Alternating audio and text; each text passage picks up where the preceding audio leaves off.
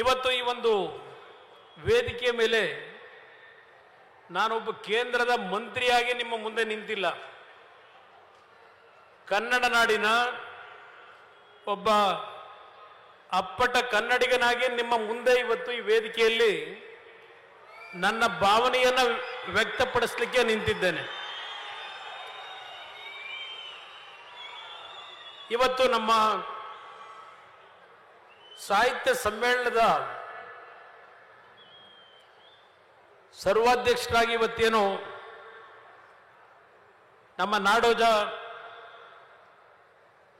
ಗೋರು ಚನ್ನಬಸಪ್ಪನವರು ಹಿರಿಯರೇನಿದ್ದಾರೆ, ಅವರು ಮೊದಲನೆಯ ದಿನದ ಉದ್ಘಾಟನಾ ಸಮಾರಂಭದಲ್ಲಿ ಸುದೀರ್ಘವಾಗಿ ಅವರ ಭಾವನೆಗಳನ್ನು ಈ ಒಂದು ಗೌರವಯುತವಾದಂತಹ ಸ್ಥಾನದಲ್ಲಿ ಆಸೀನರಾಗಿ ಸರ್ಕಾರಗಳಿಗೆ, ಅಧಿಕಾರಿಗಳಿಗೆ ಮತ್ತು ನಾಡಿನ ಜನತೆಗೆ ಯಾವೊಂದು ಸಂದೇಶವನ್ನು ಕೊಟ್ಟಿದ್ದಾರೆ, ಆ ಒಂದು ಕಿರು ಹೊತ್ತಿಗೆ ನನ್ನ ಕೈನಲ್ಲಿ ಈಗ ನಮ್ಮ ಸಂಘಟನಾಕಾರರು ಕೊಟ್ಟಿದ್ದಾರೆ. ನಮ್ಮ ಅಧ್ಯಕ್ಷರು ಹಲವಾರು ವಿಷಯಗಳನ್ನು ಈ ಒಂದು ಕಿರು ಹೊತ್ತಿಗೆಯಲ್ಲಿ ಏನು ಹೇಳಿದ್ದಾರೆ, ಭಾಷೆ, ಶಿಕ್ಷಣ, ಪರಿಸರ, ಮಹಿಳಾ ಸಬಲೀಕರಣ, ಪ್ರವಾಸೋದ್ಯಮ, ಅರಣ್ಯ, ಪರಿಸರವನ್ನು ಯಾವ ರೀತಿ ಇಡಬೇಕಾಗಿದೆ, ಎಲ್ಲದರ ವಿಷಯಗಳನ್ನು ಇದರಲ್ಲಿ ಕ್ರೋಢೀಕರಿಸಿ ಅದರ ಜೊತೆಯಲ್ಲಿ ತ್ರಿಭಾಷಾ ಪದ್ಧತಿಯನ್ನು ನಾವ್ಯಾರು ಇವತ್ತು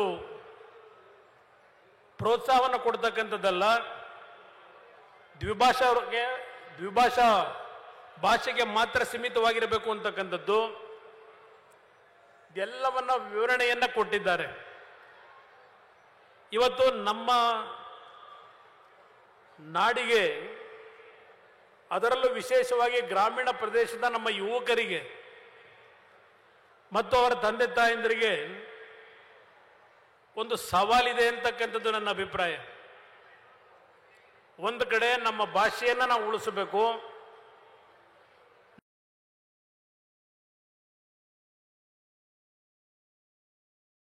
ನಿರ್ವಹಣೆಗೆ ಈಗಿನ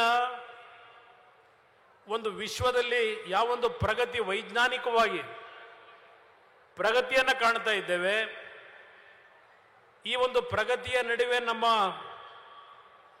ಭಾಷೆಯನ್ನು ಉಳಿಸಲಿಕ್ಕೆ ನಮ್ಮ ಹೋರಾಟವನ್ನು ನಾವೇನು ಜವಾಬ್ದಾರಿನ ನಿರ್ವಹಿಸಬೇಕಾಗಿದೆ. ಇದೆಲ್ಲವನ್ನ ಗಮನಿಸಿದಾಗ ಒಂದು ದೊಡ್ಡ ಸವಾಲಿದೆ ನಮ್ಮ ಮುಂದೆ ಅಂತಕ್ಕಂಥದ್ದು ನನ್ನ ಅಭಿಪ್ರಾಯ. ಪ್ರತಿಯೊಂದು ಸಾಹಿತ್ಯ ಸಮ್ಮೇಳನಗಳಲ್ಲಿ